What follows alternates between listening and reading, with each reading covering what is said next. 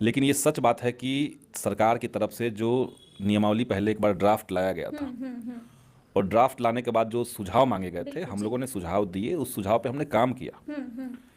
माननीय शिक्षा मंत्री जी से मिल करके उन तमाम बिंदुओं पर एक एक करके चर्चा हुई जी और जी। उस बिंदुओं को स्वीकृत करवाया गया। हम्म।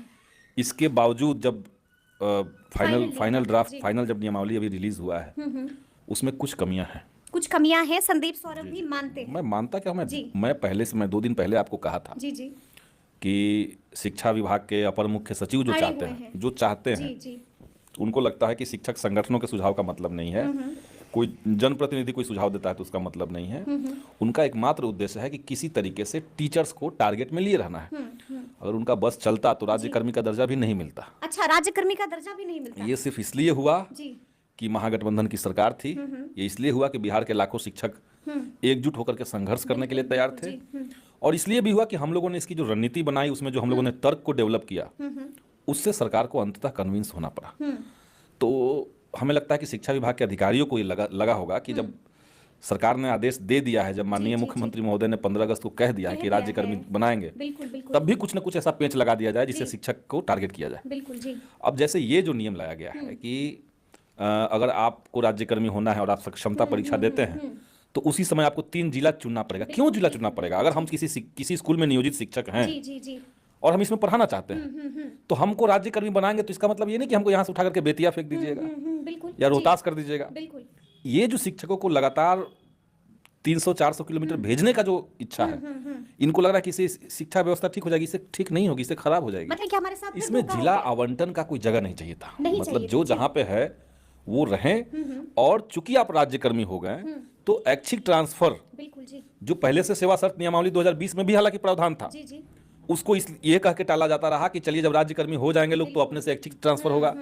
तो ऐच्छिक ट्रांसफर जब होने की बात थी तो सिर्फ ऐच्छिक ट्रांसफर कीजिए। बिल्कुल सबको अनिवार्य रूप से नए जगह पर पदस्थापित करेंगे, बिल्कुल बिल्कुल। तो ये अलग तरह का अनार्की पैदा होगा। हम ये कहते हैं कि एक तो ये कमी है। सक्षमता परीक्षा को लेकर के सरकार ने भी कहा, हमने भी कहा, शिक्षक संगठन भी इसके लिए तैयार हुए। जी जी जी। उसमें कानूनी एक अड़चन है, कानूनी एक बाध्यता थी। लेकिन ये प्रतिस्थापन वाला जो मामला है, इसको तत्काल सरकार इस पर पुनर्विचार करे, इसमें संशोधन करे। चाहते हैं आप कि एक बार फिर से नियमावली में संशोधन निश्चित हो? तौर से देखिए, एक जो बड़ी इस लड़ाई को सरकार ने जो किया, इसको हम बड़ी जीत मानते हैं। बड़ी जीत मानते हैं। ठीक, इसमें कोई इफ बट किंतु परंतु नहीं है, क्योंकि नियोजन प्रथा बिहार से खत्म हो सकता है इसी माध्यम से। बिल्कुल जी। अलग अलग नियोजन इकाइयों में लोग बटे हुए थे, कोई व्यवस्था नहीं था। बिल्कुल। अब सब सरकारी कर्मी हो गए, टीचर्स का सम्मान बढ़ेगा, ये सब बातें हैं। तो ये तो बड़ा जीत है। बड़ी जीत। लेकिन कुछ लड़ाइयां बची हुई है, कुछ मामले बचे हुए हैं, उसको भी लग करके हम लोग शिक्षक संगठनों की बैठक करेंगे, बात करेंगे। जी। इसमें हमें लगता है कि इसमें जो बातचीत हुई है, मेरे ख्याल से सामान्य प्रशासन विभाग जो है, उनका सजेशन है कि आप किसी संवर्ग को एक साथ ला रहे हैं राज्यकर्मी के रूप में, तो उनका नाम अलग रखना पड़ेगा। इस तरह का कुछ एग्जाम्पल उन लोगों ने दिया। ठीक है, कितने सहमत हैं आप? मैं अब देखिए, मैं तो कानूनविद हूँ नहीं। जी जी। मैं तो सामान्य प्रशासन विभाग का कोई पुराना जो अधिकारी होंगे, जो पुराने अफसर कर्मचारी होंगे, वो डिटेल से बता पाएंगे कि क्या ऐसा जरूरी होता है कि अगर कोई पूरा संवर्ग, पूरा नियोजित शिक्षक एक साथ राज्यकर्मी बनते हैं तो इनका कोई नाम अलग से नाम दिया जाए।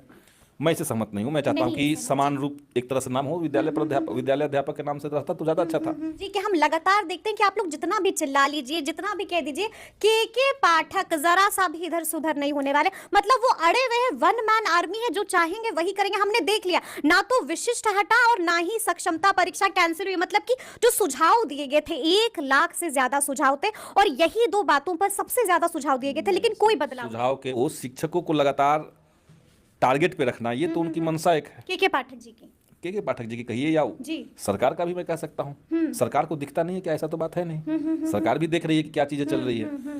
तो इसलिए हम चाहेंगे कि इस नियमावली के आने के बाद एक कॉन्क्रीट मांग को लेकर के सरकार के पास जाया जाए। निश्चित तौर से हम जाएंगे और उसमें जहां पे कमी है, खास करके ये एक बिंदु, क्योंकि परीक्षा वाले पे भी इनका कहना है कि लीगल अड़चन है। विशिष्ट पे भी आप कह रहे हैं, विशिष्ट पे भी इनका कहना है कि कोई नामावली देना पड़ेगा। कोई तो नाम देना पड़ेगा। हाँ, कि इनका कहना है कि कोई नाम देना पड़ेगा, आप नाम बताइए। ठीक है, तो इसलिए हमने विशिष्ट शिक्षक कर दिया। ठीक है। और वो कोई छोटा समुदाय नहीं होगा, 4 लाख लोग होंगे, तो एक बड़ा विशिष्ट शिक्षक होगा, एक बड़ा हो जाएगा।